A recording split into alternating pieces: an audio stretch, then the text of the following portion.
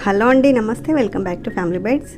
ఈరోజు వీడియోలో కరకరలాడే చికెన్ పకోడీని చూపిస్తున్నాను. స్ట్రీట్ స్టైల్లో లాగా ఇంట్లోనే చికెన్ పకోడా చేయాలంటే ఇలా ట్రై చేయండి. అలాగే చేసే ప్రాసెస్ కూడా చాలా సింపుల్గా ఉంటుంది. ఆయిల్ ఎక్కువగా పీల్చకుండా క్రిస్పీగా వస్తాయి. ఈ నోరూరించి చికెన్ పకోడీని ఎలా ప్రిపేర్ చేసుకోవాలో చూసేద్దాం. దీనికోసం ముందుగా 1/2 kg వరకు చికెన్ని తీసుకొని 2-3 సార్లు బాగా కడిగి కాస్త చిన్న ముక్కలుగా కట్ చేసి తీసుకోండి. ఇప్పుడు ఇందులోకి 1 టీ స్పూన్ దాకా ఫ్రెష్గా దంచుకున్న అల్లం వెల్లుల్లి పేస్ట్ని వేసుకోండి. అలాగే 2 టీ స్పూన్ల దాకా కారం, 1/2 టీ స్పూన్ దాకా మిరియాల పొడి, 1/2 టీ స్పూన్ దాకా ధనియాల పొడి వేసుకోండి. రుచికి సరిపడా ఉప్పు, 1/2 టీ స్పూన్ పసుపు, 1 టీ స్పూన్ దాకా గరం మసాలా వేసుకోండి. 1/2 టీ స్పూన్ దాకా జీలకర్ర పొడి, 2 టీ స్పూన్ల దాకా ఆయిల్ని వేసుకోండి.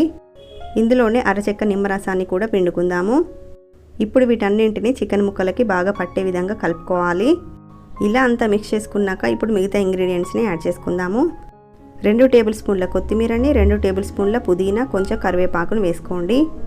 ఇందులోకి 3 పచ్చిమిర్చిని ఇలా పొడవుగా కట్ చేసి వేసుకోండి. బైండింగ్ కోసం 1 టేబుల్ స్పూన్ దాకా పొడి బియ్యం పిండిని వేసుకోండి. 1 టేబుల్ స్పూన్ దాకా కార్న్ఫ్లోర్ని కూడా వేసుకొని అంతా కలిసే విధంగా బాగా కలుపుకోండి. మీరు కావాలంటే కార్న్ఫ్లోర్ ప్లేస్లో మైదా పిండినైనా లేదా శనగపిండినైనా తీసుకోవచ్చు. కొంచెం నీళ్ళని స్ప్రింకిల్ చేసుకొని మనం పకోడీ పిండిని ఎలా అయితే కలుపుకుంటామో అలా కలుపుకోవాలి. ఇలా కలుపుకున్న చికెన్ని ఒక అరగంట పాటైనా నానబెట్టుకోవాలి. ఇక్కడ నేను 1 గంట పాటు పక్కన పెట్టాను. ఇప్పుడు ఈ చికెన్ని మనం డీప్ ఫ్రై చేసుకోవాలి.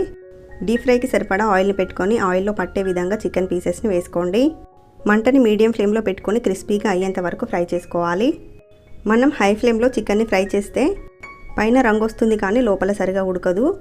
అందుకని మీడియం ఫ్లేమ్లో క్రిస్పీగా అయ్యేంత వరకు ఫ్రై చేసుకొని తీసుకోవాలి. ఇలా క్రిస్పీగా అయ్యాక ఆయిల్ నుండి తీసి ప్లేట్లోకి వేసుకుందాము. ఇలాగే మిగతా చికెన్ మొత్తం కూడా ఫ్రై చేసి తీసుకోవడమే.